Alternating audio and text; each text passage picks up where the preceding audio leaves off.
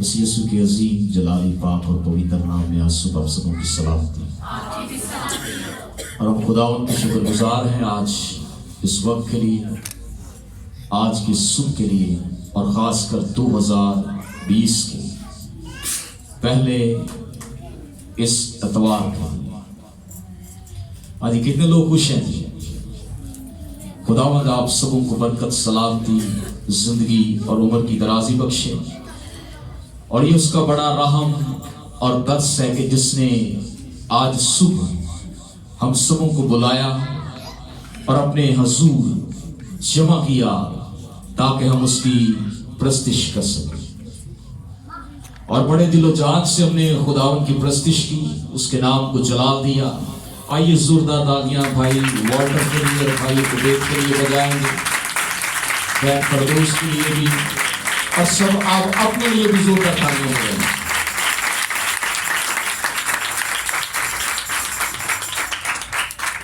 आप सब ने मिलकर बड़ी खूबसूरत प्रस्तिश की, खुदावंद के नाम को जलाल दिया, उसके नाम को मुबारक कहा। और आज आप देख रहे हैं जगह जरा कम है, और जब खुदा बड़े बड़े कामों को जाहिर करता है तो वो छोटी सी चीजों से बड़े बड़े काम कर देता है। आमीन। और आज मेरा ईमान है कि इस साल का पहला इतवार है, और मैं आपको ईमान का इजहार करना चाहता हूं कि इस साल खुदा हमारे लिए कुछ बड़ा करने को है। आमीन। सब कहेंगे आमीन।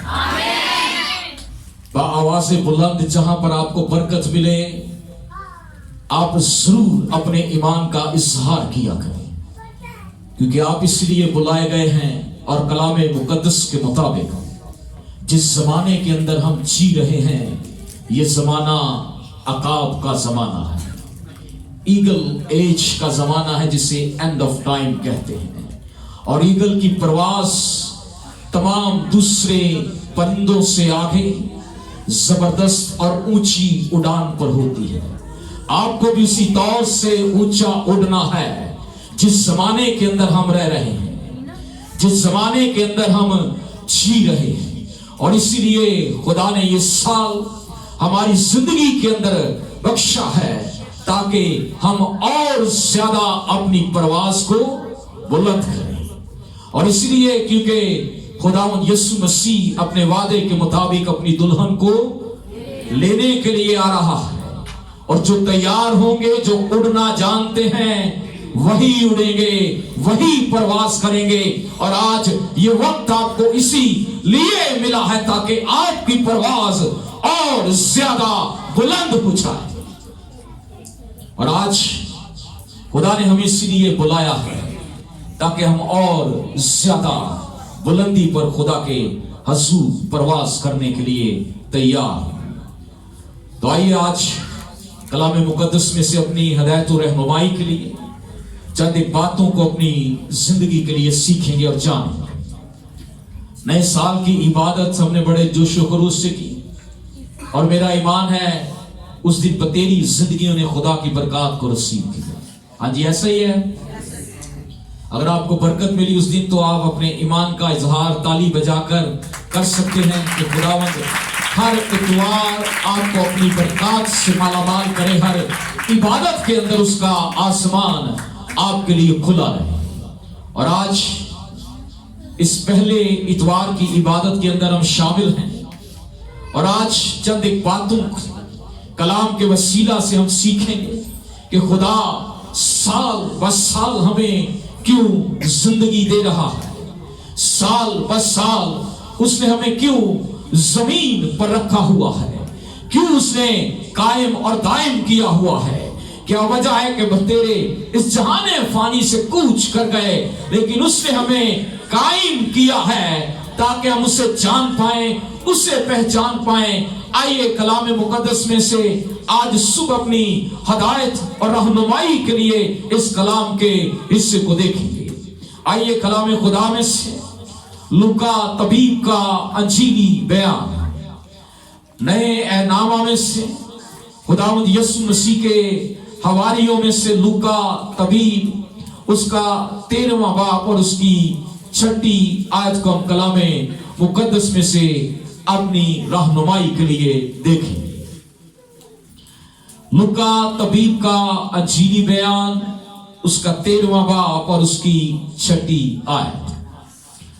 फिर उसने ये तमसील करी कि किसी ने अपने ताकिस्तान में एक अंजीर का दरख्त लगाया था। वो उसमें फल ढूंढने आया और ना पाया।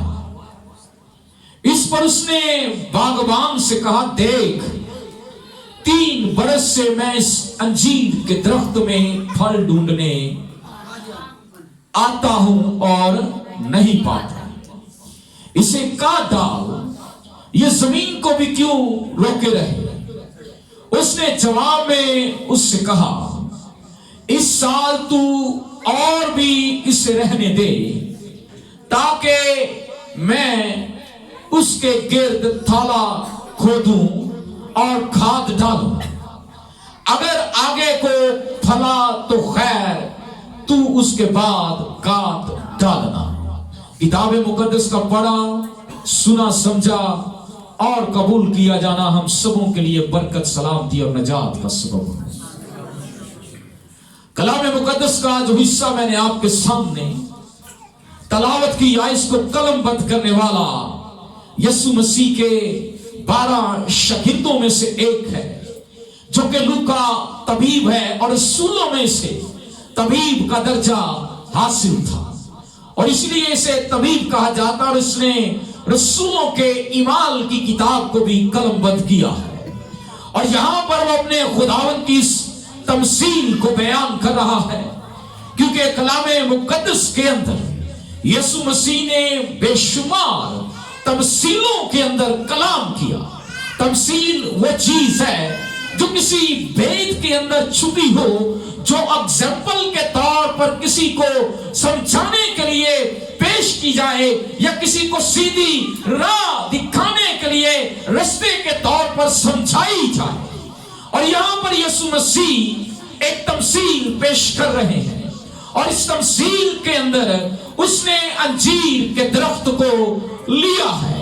अगर आप किताबे मुकद्दस का बगौर मुतालिया करते हैं तो अंजीर का दरख्त बनी इस्राएल को कहा गया है और अंजीर के दरख्त के लिए यह लफ्ज यीशु मसीह ने इस्तेमाल किया और तमसील दी कि अंजीर का जो दरख्त लगाया गया था और अंजीर बनी इस्राएल को भी कहा गया है।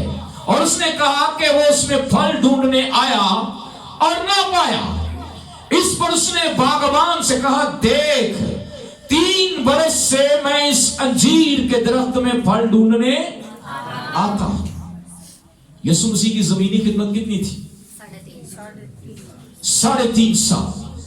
दुराने 3 साल के अंदर यीशु मसीह उनके अंदर फल ढूंढते रहे कि वो किस तरह से कबूल करते हैं, किस तरह से मुझे जानते हैं, किस तरह से मुझे पहचानते हैं।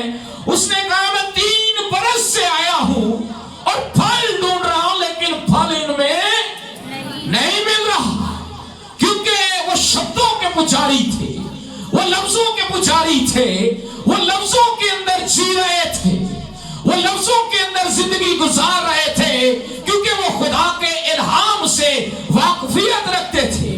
वो जानते थे शरीयत की किताबों के अंदर हमारी जिंदगी का मेयार क्या है, शरीयत के अंदर तरीकेकार क्या है, दस्तूर क्या है, हमें किस तरह जीना है, हमें किस तरह रहना है। लेकिन उन शब्दों के अंदर वो जीते जीते खुदा के इल्हाम को भूल गए थे कि हमें किस तौर से जानना है, किस तौर से पहचानना है, किस तौर से उसे हमने देखना है। और यीशु मसीह ने कहा, मैं 3 साल से, कितने साल से? 3 साल आ रहा हूं, कुछ भी नहीं पाया। क्या किया? अगर आप उनकी जिंदगी को पढ़ें तो उनका उठना बैठना, कपड़े पहनना, वजू करना, नमाजों को तूल देना इतना था कि उन जैसा रास्तबाज कोई भी नजर नहीं आता था, और वो सोच रहे थे कि हम सबसे आला हैं, हमारा दर्जा सबसे आला, हमारी जिंदगी का मेयार रूहानी तौर पर बड़ा। लेकिन अंदर से वो खाली थे, क्योंकि जो आया था उसे पहचान नहीं पाया। जो बात यीशु मसीह उनमें डूबना चाहते थे वो उन्होंने नहीं पहचाना। और कलाम मुकद्दस के अंदर मुकद्दस यूहन्ना रसूल के अंजीली बयान के अंदर लिखा है कि मैं अपनों के घर आया और मेरे अपनों ने उसे कबूल ना किया। और यीशु मसीह ने जब सवालों जवाब हो रहे थे तो फकीही और फरीसियों से बात की, तो जब सवाल जवाब के अंदर वो अपने आप को बड़ा आलिम और मुफस्सर पेश करने लगे, तो यीशु मसीह ने कहा कि तुम सफेदी फिरी हुई कब्रें हो, क्योंकि तुम पर मनो मन मिट्टी चढ़ी हुई है और तुम अंदर से खाली हो। और आज भी बहुत सी जिंदगी ऐसी, वो अपने आप को बड़ा रास्तबाज जानते हैं लेकिन अंदर से खाली। अब अंजीर के दरख्त की खासियत देखिए। अंजीर के दरख्त की जो खासियत है, ये साल में 2 बार फल देता है और साल में 2 बार इससे फल रिसीव किया जाता है। और इसकी खासियत के अंदर मुख्तलिफ स्कॉलर, मुफस्सर और उलमाए कलाम लिखते हैं कि अंजीर का दरख्त, इसके अंदर जो स्कॉलर्स के नाम मैं आपको बताना चाहता हूं, एक टॉमसन, एक ट्रासम और एक पेनी है, जिन्होंने अपने ख्यालात का इजहार अंजीर के दरख्त पर किया। एक ने कहा कि वो फल देने से पहले पत्ते निकालता है, एक ने कहा कि वो फल के साथ पत्ते निकालता है, एक ने कहा कि वो पत्ते निकाल कर फल देता है। तीनों के ख्यालात अलग अलग, क्योंकि उनकी सोच इंसानी है, लेकिन अंजीर के दरख्त के अंदर यह खासियत है कि वो फल दे या ना दे, पत्ते वो जरूर निकालता है। बाहर से उसकी खुशबू है, बाहर से उसका मेयार अच्छा है, वो सरसब्ज है, वो देखने के लिए खुशनुमा है, लेकिन अंदर उसके कुछ भी नहीं है। और एक और तमसील के हम किताब मुकद्दस के अंदर देखते हैं कि जब यीशु मसीह बैतनिया से गुजर रहे थे तो रास्ते में एक अंजीर का दरख्त था और खुदावंद यीशु मसीह इसमें फल ढूंढने के लिए थे, पत्तों से लगा कि इसमें बड़ा फल है, यह बड़ा सरसब्ज है, इसके अंदर बड़ा फल लगा हुआ है। जब मेरे खुदावंद उसके करीब गए तो उसके अंदर कुछ भी न देखा। तो यीशु मसीह ने कहा, तू आज के बाद कभी फल ना देगा। कलाम मुकद्दस को पढ़कर देखिए, और इल्मे अलहियात के स्कॉलर इसके बारे में लिखते हैं कि वो सूखना शुरू हुआ, और कलाम के अंदर भी लिखा है, और ये बात इतवार के दिन हुई, और पीर को जब उनकी वापसी हुई तो मंगल के दिन वो दरख्त सूखा हुआ। शागिर्द हैरान थे कि 24 घंटों के अंदर इस दरख्त के हालात बदल गए, कि ये बड़ा सरसब्ज था, राह पर लगा हुआ है, लेकिन मेरे आका ने इसके लिए कलाम किया और कहा कि तू आगे को फल नहीं देगा, इसके हालात ही बदल गए। और वो जड़ तक सूख गया, उसकी जड़ तक बेकुवत हो गई, बेमादा हो गई, तासीर न रही कि वो फल पैदा कर सके। तो यहां पर भी यीशु मसीह ने कहा कि वो 3 बरस से फल ढूंढने आया लेकिन फल ना पाया। उसकी वजह क्या है?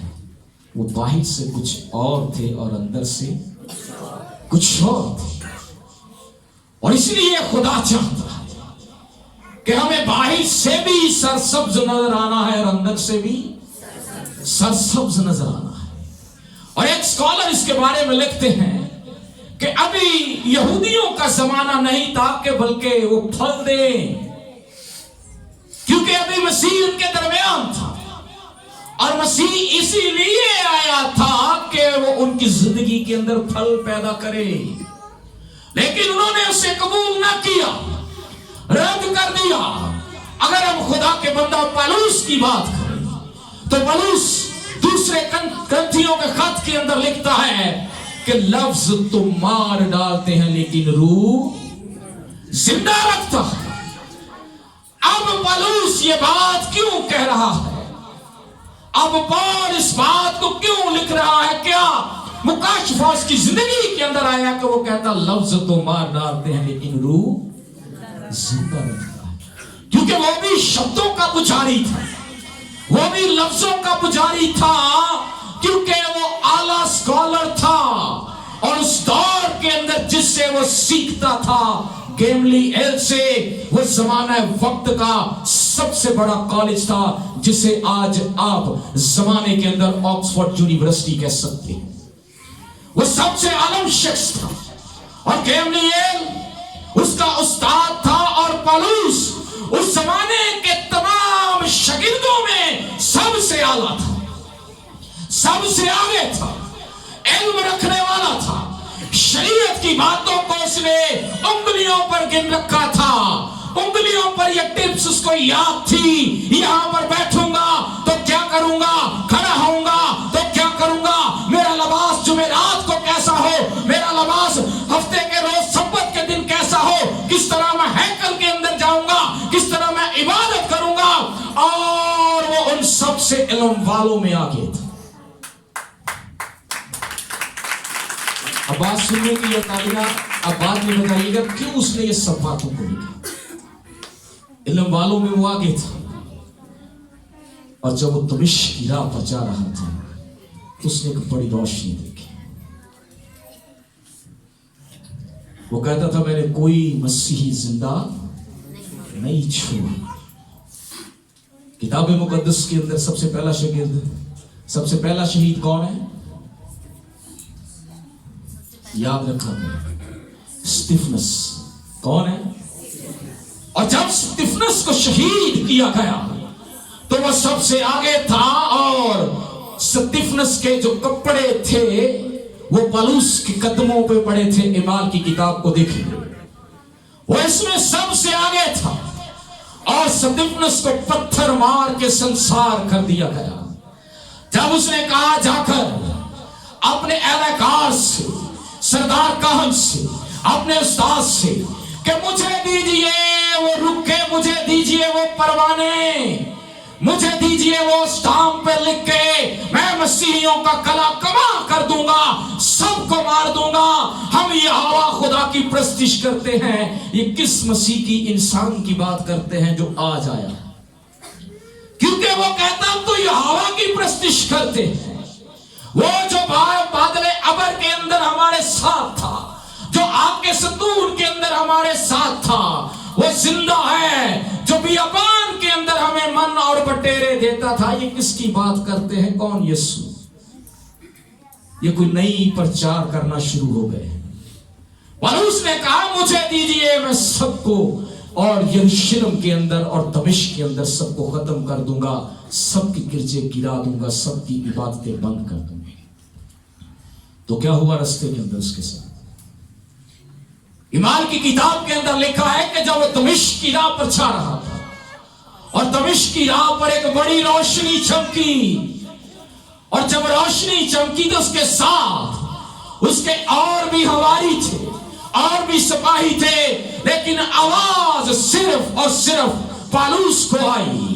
रोशनी सिर्फ नजर पौलुस को आई और लिखा है कि वो दम से अपने घोड़े से जमीन पर गिर पड़ा और उसकी आंखें अंधी हो गई और आवाज आई और उसने कहा ऐ खुदावंद तू कौन है? उसने कहा मैं यीशु, तू मुझे क्यों सताता है ऐ पौलुस?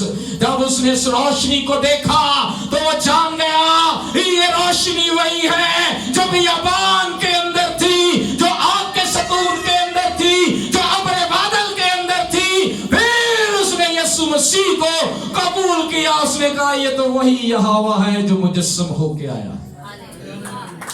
फिर उसने कहा था लफ्ज तो मार डालते हैं लेकिन रूह जिंदा रखता है। फिर उसने लफ्जों को छोड़ा और रूह के अंदर जीना शुरू किया। फिर उसने कहा کہ جینا میرے لیے مسیح اور مرنا. پھر اس نے کہا یہ دنیا کی ساری چیزیں میرے لیے کوڑا اور کرکٹ ہے. کیا وجہ ہے پالوس کی زندگی کیوں بدل گئی؟ جو اتنا بڑا اسکالر، جو اتنا بڑا عالم، جو اتنا بڑا مفسر، جس نے اتنی باتوں کو بیان کیا اور زمانے کا اعلیٰ اسٹوڈنٹ، وہ کہتا لفظ تو مار ڈالتے ہیں لیکن روح آج بھی بڑے لفظوں کے اندر جی رہے ہیں. بائبل رٹی ہوئی ہے، آیتیں یاد ہے، کہاں سے کسی کو پکڑنا ہے اور کہاں سے کسی کو چھوڑنا ہے، لیکن اندر سے خالی. اس لیے خداوند یسوع مسیح نے کہا، تمثیل دی، اس نے کہا 3 برس سے میں ڈھونڈ رہا ہوں کچھ ملے، 3 برس سے تلاش کر رہا ہوں کچھ ملے، لیکن کچھ بھی ملے. اس نے کہا 1 سال اور ہے. کتنے سال؟ اور یہ سال اب ہمارے لیے. اب پتے نہیں چاہیے، اب پھل چاہیے. اور وہ کیا ڈھونڈنے آیا ہے؟ پھل. اگر آپ پولس کے خط کو پڑھے ہیں، کرنتھس کی کلیسیا کے نام اس کے 15ویں باب میں، تو لکھا ہے 20ویں آیت کے اندر، لیکن فی الواقعہ مسیح مردوں میں سے جی اٹھا اور جو سو گئے ان میں پہلا پھل ہوا. کیونکہ جب آدمی کے سبب سے موت آئی تو آدمی کے سبب سے مردوں کی قیامت ہوئی. جیسے آدم میں سب مرتے ہیں ویسے مسیح میں سب زندہ کیے جائیں گے، لیکن ہر ایک اپنی اپنی باری سے. پہلا پھل مسیح، اور پھر مسیح کے آنے پر اس کے آپ سنیجے کہ نہیں کری؟ سنیے. پر لگائیے اپنے آپ کو، اٹھنا شروع کیجیے. یہ ریپچر کی بات ہو رہی ہے. کس کی بات ہو رہی ہے؟ ریپچر کی. اور یہ ریپچر ہمیں جاننا ہے. اگر آپ ریپچر میں کھڑے ہوں گے تو اڑیں گے تب ہی. یہاں پر ریپچر کی بات کی جا رہی ہے کہ پہلے مسیح اور پھر مسیح پر آنے کے اس کے لوگ، جب یسوع مسیح نے صلیب پر جان دی، پردہ پھٹا تو کیا ہوا تھا؟ بائبل میں لکھا ہے مقدسین کے بدن جی اٹھے تھے. ریپچر دیکھیے کس طرح سے ہو رہا ہے. آپ بھی وہی ہوں گے جن کی زندگی کے اندر پھل ہوگا. صرف باہر دکھاوے سے نہیں، پتوں سے نہیں، بلکہ اندر سے. پتے بھی لازمی ہیں، بغیر پتوں کے آپ پھل نہیں دے سکتے. پتے بھی لازمی ہیں. اگر سبزہ ہے تو سبزے کے اندر پھل بھی ہونا چاہیے. اور یسوع مسیح ہمیں سمجھانے کی کوشش کر رہے ہیں. اور یہ سال آپ کی زندگی کا پھل پیدا کرنے کا ہے. سوچئے جہاں پر آپ کمزور ہیں وہاں پر اپنے آپ کو پیش کیجئے. اگر یہودیوں کے اندر پھل نہیں ملا تو یسوع مسیح ان میں سے چلے گئے. اگر آج ہم میں سے پھل نہ ملا تو پھر وہ ہم میں سے بھی ہو کر چلے جائیں گے.